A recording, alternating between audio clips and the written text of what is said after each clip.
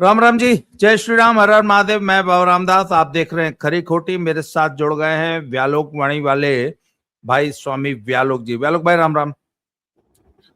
आपके सभी दर्शकों श्रोताओं को और आपको प्रणाम। जय जय सिया राम।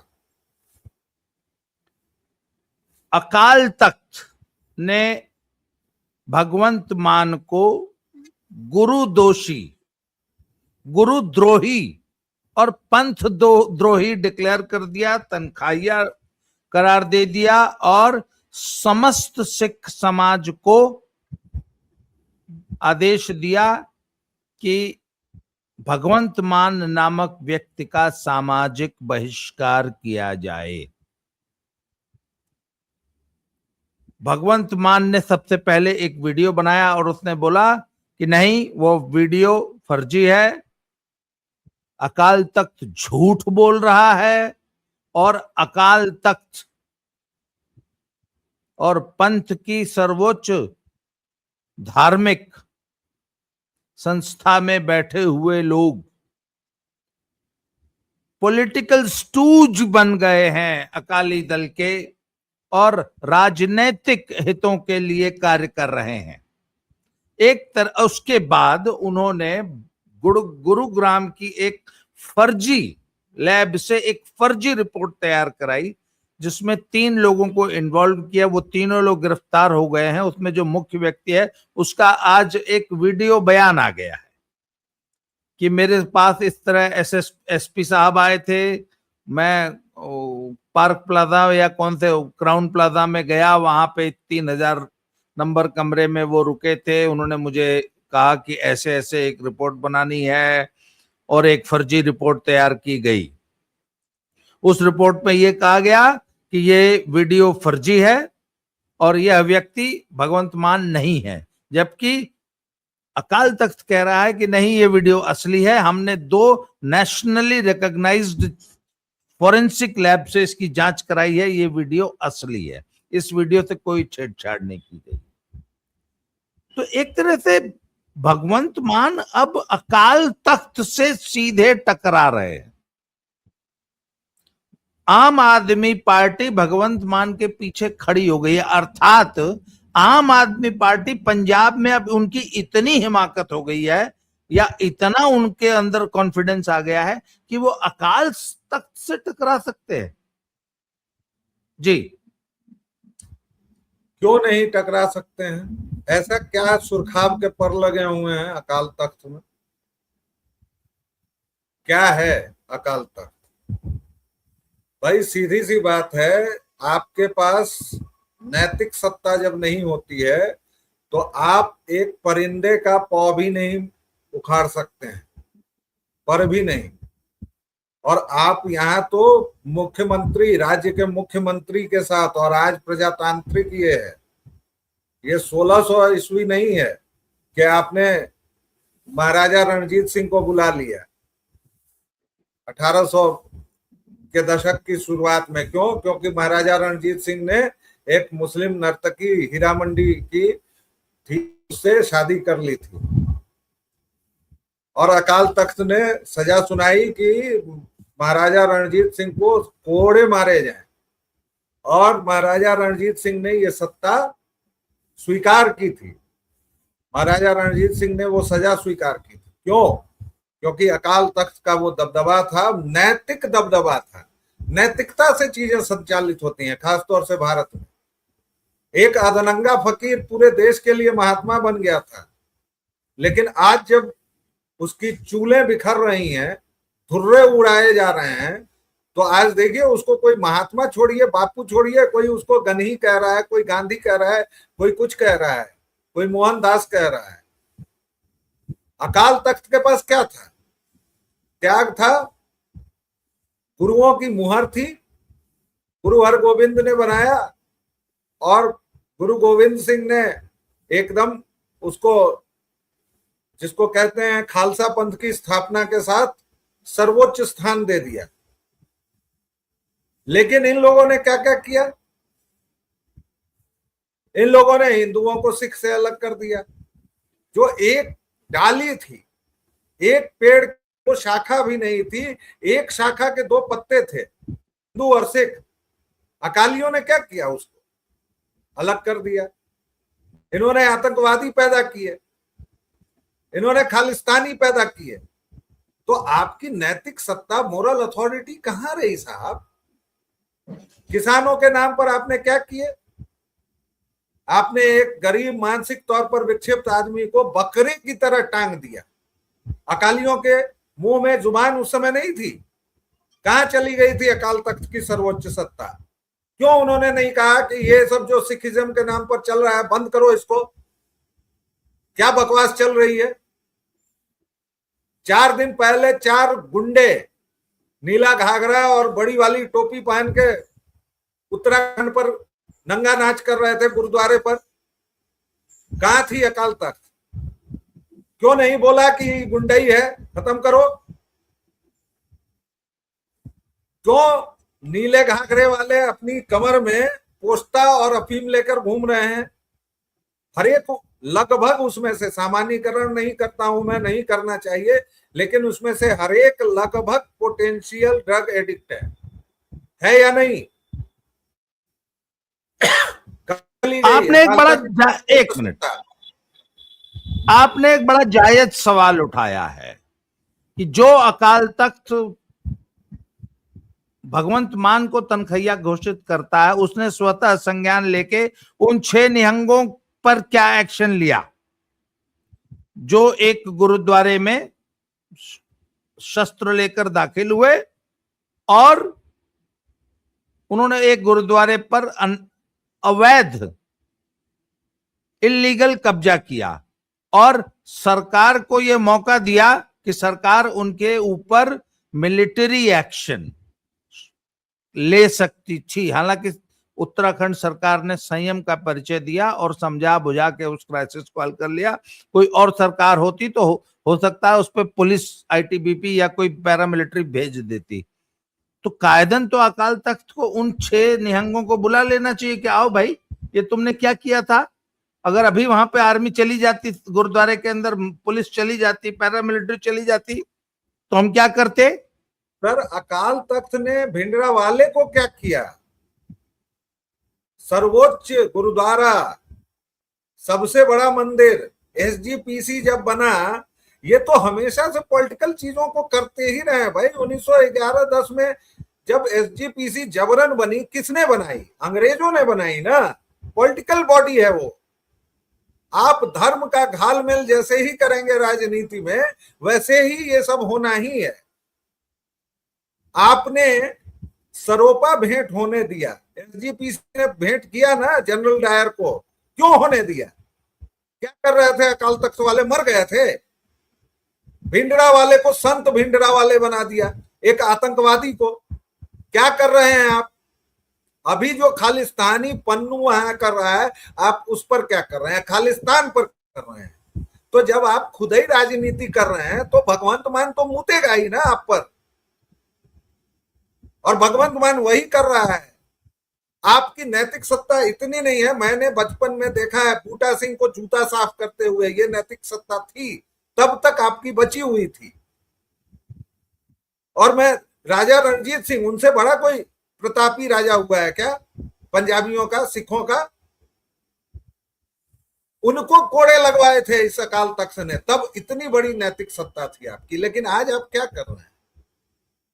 आप राजनीति के शिकार हैं, आप राजनीति में हैं, तो आपको ये सब भुगतना पड़ेगा। कितने दिन हो गए साहब?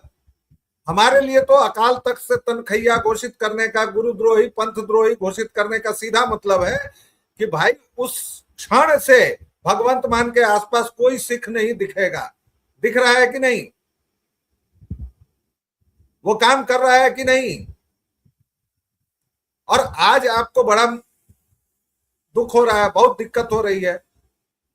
जब एक दारूबाज बन गया था मुख्यमंत्री, तब आपको दुख नहीं हुआ? जब वो संसद में जा रहा था, संसद की उसकी सारी महिलाएं बगल में जो बैठती थी, ये सब तो पब्लिक डोमेन में है ना सर। मैं कोई अलग बात तो नहीं कह रहा हूं। तो अकाल तख्त की जब सर्वोच्च सत्ता ही नहीं रही नैतिकता की, आज की डेट में क्यों कांग्रेस की कोई बात क्यों नहीं, कोई नहीं मान रहा है? अच्छी अच्छी बात कोई कांग्रेसी मुझे कह दीजिए कि मनवा दीजिए। राहुल विंची अच्छी से अच्छी कोई बात कह दे, मुझे मनवा दीजिए कि कोई मान ले। क्यों? सोचना चाहिए। इसलिए कि राहुल विंची की नैतिक सत्ता नहीं है, इसलिए कि कांग्रेसियों के कुकर्म, कांग्रेसियों का पातक, कांग्रेसियों का पाप इतना ज्यादा है कि कोई भी, मतलब कोई भी सिवाय उनके चमचे भमचों के, कोई उन पर भरोसा नहीं करता है जी। पर मुझे एक बात बताइए भाई, आम आदमी पार्टी और भगवंत मान एक राजनीतिक व्यक्ति हैं, एक प्रदेश के चुने हुए मुख्यमंत्री हैं, और एक राजनीतिक दल के मुखिया है ना, एक तरह से पंजाब में।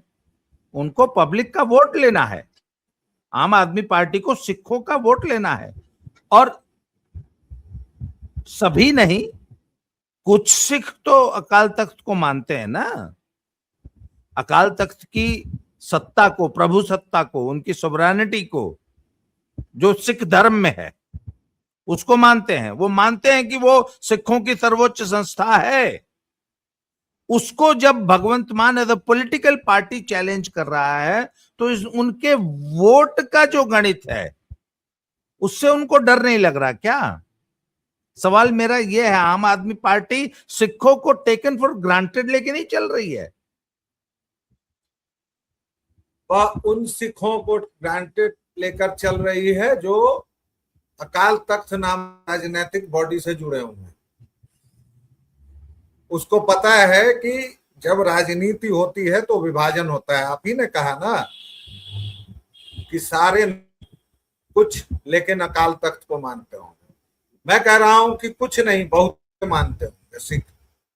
तो ये राजनीति है। आम आदमी पार्टी जैसे बीजेपी को ट्रीट करती है, जैसे कांग्रेस को ट्रीट करती है, वो अकाल तख्त को ट्रीट कर रही है। इसमें बुरा क्या है? इसमें सिख कहां से आ गए? इसमें वोटर्स आए ना।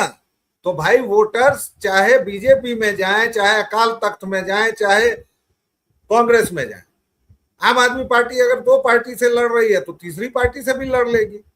और वो जानबूझ के तीसरी पार्टी बना रही है अकाल तख्त को। राजनीति तो ऐसे ही की जाती है ना सर। उसने अब तीसरी पार्टी बना दिया। अकाल तख्त की सर्वोच्च नैतिक शक्ति जो थी वो खत्म हो गई। भगवंत मान ने उस पर मूत दिया, चुनौती नहीं दी है सर ना, ने मूत दिया है। उसने कहा है कि ये देखो, जो बिगाड़ना है बिगाड़ लो। कितने दिन हो गए उस फरमान को निकले हुए? और जबकि बेअदबी तो अब आपके यहाँ कानून बन गई है ना, आपके पंजाब में बाकायदा बेअदबी, ब्लास्फेमी। हम लोग तो शरिया और गिटी लॉ की तरफ बढ़ रहे हैं। सिखों को इन्होंने वही बना ही दिया है। सिखों को धीरे धीरे ये शरिया की तरफ ले जा रहे हैं। ये ग्रंथ साहब का अपमान करने पे, उनके साथ बेअदबी करने पे सजा का प्रावधान है। गुरुओं की फोटो को शराब छिड़कने पर भी तो बेअदबी होगी कि नहीं होगी? मैं वही तो पूछ रहा हूं, मैं तो आपसे पूछ रहा हूं, मैं तो कह रहा हूं कि उस बेअदबी का क्या है भाई? एक मानसिक तौर पर विक्षिप्त आदमी ने कुछ कर दिया था, मुझे नहीं पता क्या किया था, बेचारे ने कुछ किया था जब ये किसानों के नाम पर नाटक चला रहे थे। आपको उसकी तस्वीर हॉन्ट नहीं करती है आज तक? मुझे तो करती है। हाथ काट के हाथ फेंक दिया था और उसको बकरे की तरह से टांग दिया था। यार किस परंपरा से आते हो, किस चीज से आते हो, किन गुरुओं के आते हो, तो क्या कर रहे हो अकालियों? और ये अकालियों मतलब वो अकाली दल वाले नहीं है, मैं सीधा अकाल तख्त वालों को कह रहा हूं। आज जैसे खालसा के नाम पर कुछ भी हो रहा है, आज जैसे ये निहंग थोड़े हैं, ये निहंग के नाम पर कलंक हैं। और इनकी सारी की सारी जमामर्दी, सारी की सारी हवाबाजी केवल गरीबों पर, महिलाओं पर और भारतीयों पर चलती है। अफगानिस्तान में कूट दिया इनको, काहे नहीं चले गए 25 ठो निहंग? भाई जाना चाहिए था ना। लेकिन गुरु ग्रंथ साहिब को सिर पर लाद के कौन लाया?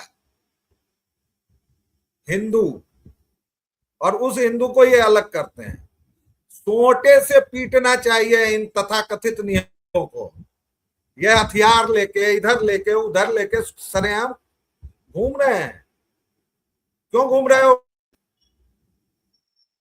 1600 ईस्वी चल रही है, इलाही समाज थोड़े है, और ना ही ये खलीफा का राज है। पाकिस्तान में इनको कूट कूट के पिछवाड़े में पीतल भर भर के भेज दिया। क्या हो गया? कहां चली गई जमा मर्दी? कहां सिंह के शेर, वाहे गुरु जी की फतह? क्या हो गया? कुछ नहीं हो कर। वहां तो भारत सरकार से गुहार लगाते रहे। एक सिख नहीं बचा भाई। अफगानिस्तान गुरु ग्रंथ साहिब को लाद के ले आए, भागते रहे, और आज ये सलवार पहन के, नीला सलवार पहन के और ससुरे डांस करते हैं उत्तराखंड के गुरुद्वारे में, महिलाओं करते हैं। कल परसों मैंने वीडियो देखा, कुछ भीख मांगने वाली महिलाएं हैं, चलिए गलत है सही है, भीख मांग रही हैं अपना, और कहाँ की वीडियो है मुझे नहीं पता, किसी गुरुद्वारे के आसपास की है, उसको ये लोग छड़ी से पीट रहे हैं। मतलब पूरा का पूरा इस्लामिक कल्चर इन्होंने अपना लिया। जिससे निपटने के लिए, जिससे लड़ने के लिए तुमको बनाया गया, तुम खुद वही गए, बिरयानी खा रहे हो। भगवंत ना मान तुमसे कुछ बिगड़ नहीं रहा है, वह हंस रहा है, वह ठिठोली कर रहा है, तुम्हारे सिर पर चढ़ के मूत रहा है, और तुम गरीबों को, पीड़ितों को, जो पहले से पीड़ित हैं, उनको तलवार दिखाते हो कि हम निहंग हैं। काहे के निहंग हो बे तुम? आपने जिस घटना का जिक्र किया है जिसमें कुछ महिलाओं को कुछ निहंग जो है वो छड़ी से पीट रहे हैं, एक और वीडियो आज सुबह से चल रही है जिसमें एक हिंदू आप्रवासी मजदूर टाइप की फैमिली है, पति पत्नी है, उसको दो निहंग मिलके 7 झापड़ मैंने गिने हैं, और वो शुरू से हाथ जोड़ रहे हैं। ये करते क्या है, आने जाने वाले जो ये स्पेशली यूपी बिहार के लोग हैं ना, इनकी तलाशी लेते हैं, उनमें से किसी के पास कहीं ना कहीं बैग में इधर उधर तमाकू सुरती मिल जाती है, तो इनको सुरती से बहुत दिक्कत है, तमाकू से। बहुत दिक्कत है। अफीम से और डोडे से कोई दिक्कत नहीं है। उन अफीम से, डोडे से, चिट्टे से, स्मैक से, अन्य सूखे नशों से कोई दिक्कत नहीं है। मैंने आज तक किसी को अफीम के लिए, डोडे के लिए या अन्य सूखे नशे के लिए किसी निहंग को किसी को पीटते नहीं देखा। निहंगों की बहुत वीडियोज आती हैं कि सिगरेट बीड़ी बेचने वालों की के खोखे पलट देते हैं, उनका सामान फेंक देते हैं, बार्बर शॉप्स पे हमला कर देते हैं। मैंने आज तक कभी किसी निहंग सिख को नहीं देखा कि गांव में, अच्छा निहंगों को नहीं पता है गांव में चिट्टा कौन बेच रहा है? आप बताइए। अरे वो खुद ही लेते हैं महाराज, खुद ही लेते गांव हैं। के, मैं जिम्मेदार लोगों से ये सवाल पूछ रहा हूं, गांव के बच्चे को पता है कि गांव में फलानवा आदमी स्मैक और चिट्टा बेच रहा है? आज तक आपने किसी निहंग को देखा? भाई आप गुरु की लाडली फौज है ना, आप तो किसी से डरते नहीं है। सरकार तो आपके आगे वैसे ही बिछी हुई है, झुकी हुई है। आप ही ने क्यों नहीं चिट्टा बेचने वालों पे अभियान चला देते? हमने तो नहीं देखा आज तक। तो सारी जोर जबरदस्ती ये गरीब मजदूरों पे ही चलती है। ये सबसे डरपोक, ये कोई गुरु की लाडली फौज नहीं है। गुरु अगर जान जाए इनके कुकर्म तो गुरु इनको तनखैया घोषित कर देंगे। ये इतने बड़े बकलोल हैं। ये जो घाघरा पहनते हैं ना, उसमें इनके चिट्टा और डोडा और अफीम नहीं रहता है क्या? किसको नहीं पता है साहब? केवल पुलिस को नहीं पता है, केवल प्रशासन को नहीं पता है। आप गांव गांव में, पूरा पंजाब नशे से बीमार है, कराह रहा है, आपने उसके आंदोलन क्यों नहीं कर दिया भाई? पूरा पंजाब तबाह है, आपने आज तक आवाज उठाई। अफगानिस्तान में मार मार के आपको सुझा दिया, कितने निहंग गए लड़ने अफगानिस्तान में कि हमारा अपमान हुआ है। और राजा रणजीत सिंह का तो साम्राज्य था, पूरा पूरा अफगानिस्तान लगभग उन्होंने कवर कर लिया था। ये तो इतने बड़े पतित हैं कि जब खालिस्तान का नक्शा बनवाते हैं तो भी उसमें केवल भारत का पंजाब रहता है। इतना इनके पीछे दम नहीं है, इतना भी दम नहीं है कि ये उसमें पाकिस्तान वाले पंजाब के को शामिल कर, ये ननकाना साहब को ही शामिल कर लें, ननकाना साहब को ही शामिल कर लें, उस पर बोल दें दो शब्द। ये इतने पतित हैं, इसलिए भगवंत मान अच्छा है बुरा है वो एक उसका अलग चैप्टर है, लेकिन वो जो कर रहा है बहुत अच्छा कर रहा है। उसने अकाल तख्त की राजनीतिक लिप्सा, राजनीतिक धंधेबाजी सबको उजागर कर दिया है। और आप देखिएगा इसका कोई परिणाम नहीं होगा, अंत में लिपापोती होगी, अंत में भगवंत मान आएंगे, दो चार बर्तन वर्तन पखारेंगे, दो चार ठो मारेंगे जूता पर पालिश वालिश, और सब ठीक हो जाएगा। भले ही उन्होंने बेअदबी की हो, ब्लास्फेमी की हो, जो भी किया हो, क्योंकि इनको माधवन अगर फिल्म में सिगरेट पी रहे हैं और पीछे से और दे रहे हैं कि पुरजा पुरजा कट मरे तबहु न छाड़े खेत, जो लड़े दीन के हेत, तो उस पर इनको आपत्ति हो जाती है, एफआईआर वगैरह की नौबत आ जाती है। मतलब ये इतने बड़े काबिल हैं, ये मुसलमानों से भी आगे बारे निकल गए हैं। नहीं, मैं आपको एक बड़ा मजेदार, एक लुधियाना में एक पोस्टर, एक अपना होर्डिंग बना जिसमें आम आदमी पार्टी का वो प्रचार था, उसमें ऊपर गुरु नानक देव जी की जो है तस्वीर थी, नीचे आम आदमी पार्टी का चुनाव निशान झाड़ू था, ऊपर तस्वीर थी, नीचे झाड़ू था। इनको आपत्ति हो गई कि गुरु नानक देव जी की तस्वीर के साथ झाड़ू कैसे आ गया, हटाना पड़ा पोस्टर। वही भगवंत मान जो है गुरुओं की तस्वीर पे जो है शराब छिड़क रहा है और सिख समाज जो है तमाशा देख रहा है। खैर, आज से 2 दिन बाद जो है अकाल तख्त ने सभी सिख एमएलएज और कुछ महत्वपूर्ण लोगों की एक बैठक बुलाई है। उसमें देखें वो क्या निर्देश देते हैं भगवंत मान का कैसे सामाजिक बहिष्कार करने के लिए। अभी तक के निर्देश का क्या हुआ, मुझे ये जानना है। अभी तक के निर्देश पे तो भगवंत मान ने आपने कहा ही है, अभी तक के निर्देश पे तो भगवंत मान ने जो है विसर्जन कर दिया है। चलिए आज की चर्चा को यहीं समाप्त करूंगा। आपने समय दिया, बहुत बहुत आभार, धन्यवाद। जय श्री राम। जय श्री राम।